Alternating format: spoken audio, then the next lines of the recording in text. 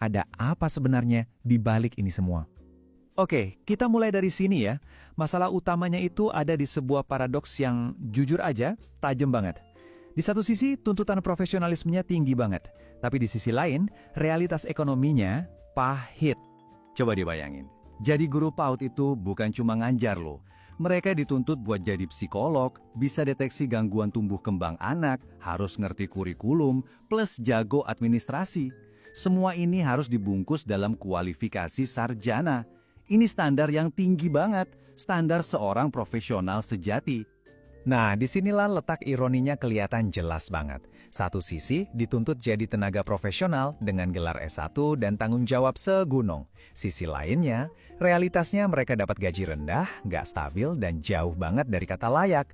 Pertanyaannya, gimana ceritanya sebuah sistem nuntut standar profesional tapi ngasih penghargaan level amatir?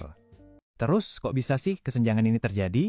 Yuk, kita bedah sistemnya. Ini tuh cerita tentang standar yang ditetapkan tinggi sama negara, tapi dukungannya minim banyak. Kutipan ini, wah, ini benar-benar nunjukin akar masalahnya. Jadi negara yang bikin standarnya, tapi soal biaya seolah-olah lempar tangan. Hasilnya, ya beban pendanaannya jatuh ke pundak masyarakat dan orang tua murid. Inilah yang terjadi. Ada jurang yang dalam banget antara omongan dan kenyataan. Di mana-mana, di pidato-pidato, PAUD itu disebut sebagai fondasi bangsa, masa depan generasi, penting banget pokoknya. Tapi pas lihat kebijakan dan anggaran, ceritanya beda jauh. Angka itu nggak pernah bohong kan? Coba deh lihat grafik ini. 65% pendanaan PAUD itu datangnya dari iuran orang tua, kontribusi negara cuma 5%. Ini bukti nyata kalau beban pendidikan anak usia dini itu lebih banyak ditanggung masyarakat, bukan negara. Masalahnya tuh nggak berhenti di situ aja. Ada lagi nih lapisan masalah lainnya yang bisa kita sebut sebagai jebakan gelar sarjana. Jadi kampus-kampus terus mencetak lulusan profesional buat masuk ke pasar kerja yang sebenarnya rusak. Gini deh, kita coba bayangin perjalanannya. Seorang habis-habisan kuliah 4 tahun buat dapat gelar S1 pendidikan guru PAUD.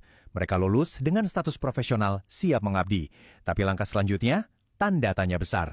Mereka masuk ke sebuah sistem yang nggak siap ngasih penghargaan yang layak buat mereka. Nah, inilah inti dari jebakan itu. Kampus-kampus itu kayak pabrik yang terus-terusan nyetak sarjana PG PAUD secara massal. Sementara lapangan kerja yang layak dan perbaikan kesejahteraannya nggak ngejar sama sekali. Hasilnya, banjir tenaga profesional yang terpaksa rebutan buat dapat upah seadanya. Oke, setelah kita lihat semua masalah ini, pertanyaannya kan, terus gimana solusinya? Nah, sumber analisis kita ini nawarin sebuah usulan yang cukup radikal bisa dibilang, yaitu menciptakan sistem yang lebih jujur sama realitas. Usulannya adalah mengubah kualifikasi guru PAUD. Gimana kalau bukan lagi wajib S1, tapi jadi pelatihan vokasional yang terstandar? Bayangin, sebuah program mungkin 6-12 bulan, yang fokusnya ke kompetensi praktis dan di akhirnya dapat lisensi yang jelas. Kalau kita bandingin langsung, kelihatan banget bedanya. Model S1 yang sekarang kan butuh 4 tahun. Biayanya tinggi, tapi ujung-ujungnya jaminan kesejahteraannya rendah. Nah, model vokasional yang diusulin ini jauh lebih singkat, lebih murah, dan fokusnya langsung ke skill yang dibutuhin di lapangan. Intinya sih, ini tentang menciptakan sistem yang lebih realistis dan jujur. Sebagai penutup, analisis ini ngasih sebuah pesan yang sangat lugas, hampir kayak peringatan keras. Dan ini ditujukan langsung buat adik-adik lulusan SMA yang lagi bingung milih jurusan kuliah. Pesannya to the point banget, untuk saat ini jangan ambil jurusan PG PAUD. Peringatan ini bukan buat merendahkan profesi mulia ini ya, tapi justru sebaliknya. Ini adalah bentuk kepedulian supaya nggak ada lagi sarjana yang terjebak di sistem yang rusak ini. Kenapa sampai sekeras itu? Ya karena realitanya, jalur karir bagi guru PAUD itu sekarang ibarat jalan buntu. Peluangnya sempit banget, dan sistem kesejahteraannya belum juga membaik. Inilah kenyataan pahit yang menanti di ujung jalan pendidikan S1 PG PAUD. Dan ini yang bikin kita semua harus mikir.